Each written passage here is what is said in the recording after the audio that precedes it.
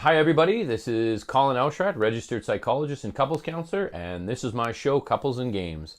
In this show, we're going to talk about how to use board games, card games, to learn skills for your relationship. One of the reasons we're doing this right now is that with all the social isolation, a lot of us are having to spend time much closer to the people we love than we're used to. And let's face it, despite the fact that we love them, they still drive us nuts when it comes down to it.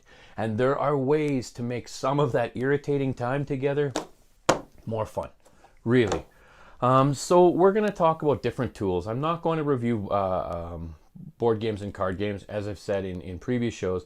This is just going to focus on the game itself and what elements can help you in your relationship and how you can use those elements, as well as how you can magnify them so you get the biggest potential out of the shortest game or the shortest number of games. Let's face it, people, we don't have time. That's one of the major issues we're struggling with too now, is that everything feels crammed right up against each other, or we have nothing but time. And both of these things are very, very different than how we've been functioning up until now. So one of the other wonders of the board game card game is that it has the ability to break up the monotony of time. And you can play it over and over and over again. So the cost benefit ratio is much, much, much higher. So the game I'm going to talk about today is Codenames Duet. This one is really, really cool. It plays like a combination of multiple different games. So you've got elements of Battleship in there, which is neat, or Minesweeper, I guess you could go with. You've got elements of sort of a neat trivia quiz game that's built into it, all with this wonderful sort of spy feel to it. And I can tell you how to increase some of the spy elements, because it might feel a little weak sauce if you just play the game straight out. We're definitely going to cover that. But let's start with the game itself. Alrighty, here we go, guys.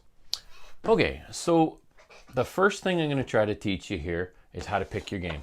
Most people figure, well, you just go into the store, you reach up, you grab the one that you want to play, and then you try to get other people to play it. Sometimes by whining, sometimes by offering, sometimes by nagging, sometimes by explaining, but never by figuring out what the other person wants to play before you pick the game. This is a problem, and this is a terrible way to go, people. It really, really is. So what we're going to do for Codename Duet here is we are going to talk a little bit about what's in there. So first category, conversation and connection potential. Psychologists love to find wonderful ways to take really, really simple ideas and give them these large, amazing names. So we're going with conversation and connection potential. So what you're looking at here is, this is a description of how much time does this game give you to actually talk to the lady across from you or the guy across from you? How much time do you actually get to spend with the person that you care about? Because some games are really, really overwhelming. Doesn't mean they're not fun, but they're not going to give you a lot of time to talk. So this particular game, I'm giving it a 2 out of 5 in conversation and connection potential. Means that this game will give you some time to chit chat. This is a great game for starting to break the ice and starting to learn to get to hang out with each other again. It's not going to launch you into huge, deep amounts of time where you forget the game and the conversation goes on and on and on. You're not ready for that anyways, if this is the kind of game you're looking for, or the kind of night you're looking for. That doesn't mean that every game has to be huge. Just like every sexual experience doesn't have to be amazing. You know, there's quickies. And then there's bigger games. We at Games and Couples took a look at it, and we gave this thing a 2 out of 5 for connection and potential. Relatively low, which is not a bad thing. This game will allow you to have enough time to have some nice conversations. It'll give you enough time to ask some questions and to get to know the other person a little bit without being extremely overwhelming. So if you're finding the relationship moment very tense, or if you're finding the relationship in general tense, or possibly even quite new, this is a nice game to sort of smooth that out and add a little bit of extra insulator while you're talking without completely derailing the night. Next category, getting to know you. I like this category because it's one of the most touchy-feely that we've assigned to our games, and we gave this one a solid 3 out of 5. This one is actually, I think, better for the getting to know you portion of it than it is for creating big, long conversations and big, large masses of quality time. So there's some good times here. The major part of getting to know you comes from guessing what your partner is thinking and him or her trying to guess what you're thinking. What a wonderful sensation. You get to learn how you communicate, how you group things together, how you look at the world. And this game will help you get there. It really, really will. Keep it light, keep it fun, try not to get into any arguments, and don't take the game too seriously. Please don't take the game too seriously. Which leads me to my third and final category, potential for hurt feelings and conflict. Another big name. So what I'm talking about there for potential for hurt feelings and conflict is simply this.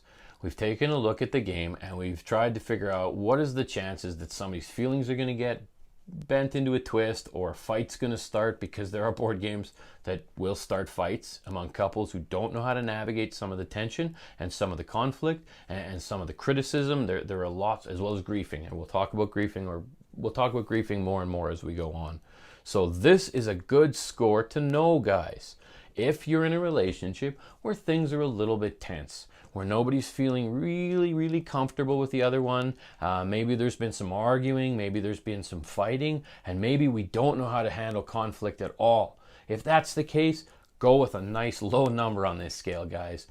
So Couples and Games has taken a look at Codenames Duet, and we have assigned this a 1 out of 5.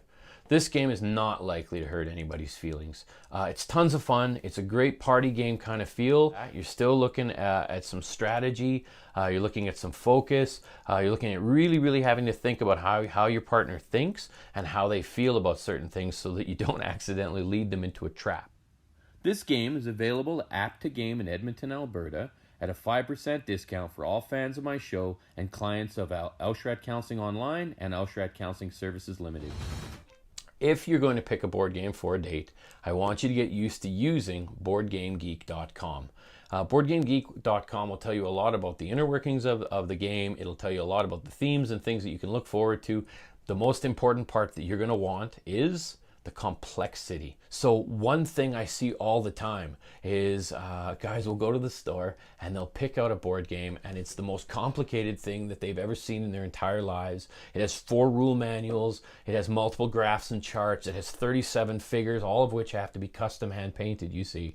And you're going to need a giant table, and it's going to take 12 to 13 hours to even complete, and that's just to really get a good grip on the rules for the first game. This is too complicated, guys and gals. You can't expect somebody to play that with you unless you've talked to them in the first place. And to talk to them in the first place, you really need to have some kind of common language to go off of. So BoardGameGeek.com will help you with that. Okay, this particular game, so this one comes in a 1.33, which is considered light. This one's right in there around Monopoly for difficulty and complexity. If you can learn Monopoly, you can learn this one, and you'll have a good time at it. You won't spend all night fumbling over rules. You won't have books and papers and graphs. You won't fall asleep having not actually played the game and hope to play it at another time when you get some time away from the kids. This game you can pick up, and pretty good chance you can learn it and play it. I'd read the rules ahead of time. Either way, this is a 1.33, and the Monopoly comes in at a 1.66. So if you know that game, that'll tell you roughly where this one is. Settlers Catan is considered a medium, and one of my absolute favorites, Arkham Horror, the living card game, is considered right on the medium. So Codenames Duet is nice for an evening that you want to spend with somebody, where you actually get to spend some time together, where you could have a dinner, you could spend some time cuddling, you could spend some time holding each other before or after. This game won't eat the whole night. That's a good thing most of the time. I've come home with a box. It's complicated. I can take the plastic off, and I love the new board game smell that comes wafting off of that box as you pull it open. You get to punch out a little cardboard. Now what? How do I turn this into a date? Okay. Well, it's really not as easy as it sounds. And for those of you that don't do a lot of dating, you don't understand another person's needs very quickly and easily, this can be quite daunting. So I hope you've looked at all the things I talked about earlier in regards to what the numerical weights for this game are. Simply said, look at the numbers, 4s out of 5s, 1s out of 5s, figure out what your partner likes, and we can get to that in a second or two. and use it to pick your game. But once you have the game, the job's not over, okay? Yeah, it's like sex. There are quickies, and there are nicely prepared nights, and then there's those really special nights that happen every so often, and you put a lot of time into them, and they help the whole relationship physically keep going and keep people nicely connected to each other. Board games are the same way. So to run this one simply, you're just going to run it right out of the box, sitting down somewhere nice, and make sure that 1 or 2 extra comforts are provided for the other person and for yourself, and you're probably going to nail it with that. Then you're going to want to, every now and then, spice it up by doubling it. You're going to want to go for your sort of middle of the road sort of board game night date. And so what you're looking for that is you're going to want to probably add music and possibly a meal pairing of some sort. This game, a little on the battleshipy side with some really nice social elements. So it'll fit into most nights. I would still suggest a snack, and I would go with something small and something that's sort of hand-sized. Nothing with terribly, terribly sticky fingers, because there is some manipulating of the pieces, and a lot of this is really, really hard to get into plastic if you're going to play it over and over and over and over again, which I do. Not everybody does, and you don't have to. But if you take good care of your games and it turns into something that you really, really like, there's a wonderful feeling about opening the same box over and over again, and seeing all the bits and pieces and where you wrote your name and your partner's name inside the box. The game itself becomes a bit of an artifact of the relationship, and it can be a piece that starts to mean something. When you're not getting along, you can just present the box and say, hey, let's just go play a game. I know we're not getting along. I know we're struggling like crazy right now. This we can do well. Let's go do something we do well, and then we'll talk about some of the stuff we don't do well a little later. So please try to take care of your games. If you can't take care of your games, at least as well you take care of your relationship, or your relationship as well you take care of your games, might be one of the reasons it's starting to get a little worn around the corners and looking like it might not make it to the end. Be careful, guys, with the things that are important to you. Sound fair? Cool. I'm going to stop nagging people to take care of their games. Okay, people. So how do I build this thing into a medium-sized date? I would always go with a meal pairing on that. I would always make sure that there was at least some music. And on our website here, we're going to be providing a short playlist that you can access to run alongside this game. It'll be about 7 to 12 songs in length, and it should pair up really nicely. It won't overwhelm, because one of the things you want to know about music is that if the game has talking and there is time to communicate, you want some kind of music, or you want music that is not going to obliterate what you and your partner could talk about, because that's not helpful. You want the game to shine for what it is. So this game, something light. I hope you like what we've picked out at Games and Couples, and I hope it pairs up really, really nicely. Make sure to check your technology ahead of time. It really, really ruins the mood, and when the game starts to, or the music starts to cut in and out and flake out.